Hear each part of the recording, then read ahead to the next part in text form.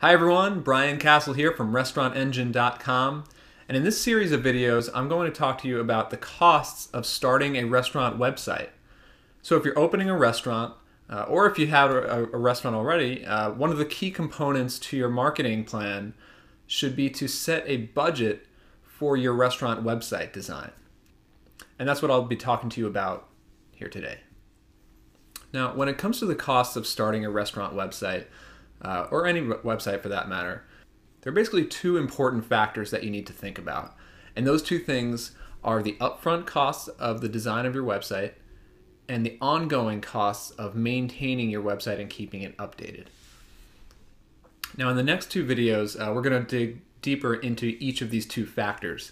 But today I'll just give you a quick overview. So when we talk about the upfront costs, or the initial costs of website design, what I'm referring to here is the cost of the initial design work and the construction of your new restaurant before it goes live. So think of it like when you're building the building for your restaurant.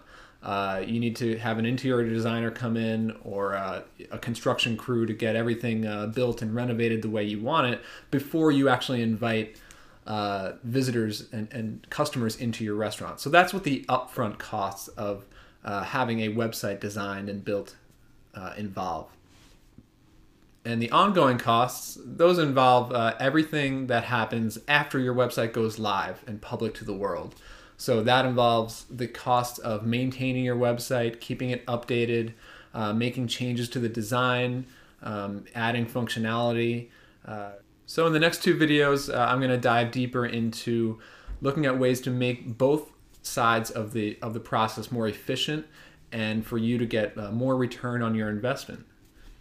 And one final note, speaking of ROI in website design, one thing to keep in mind is to really keep an eye towards quality and user experience, because you want your customers to come to your website. They want to feel impressed, but they also want to be comfortable in the way that they navigate your website. And that's why you do need to look for a professional website design solution. And you don't want to try to do it yourself if you don't have the experience.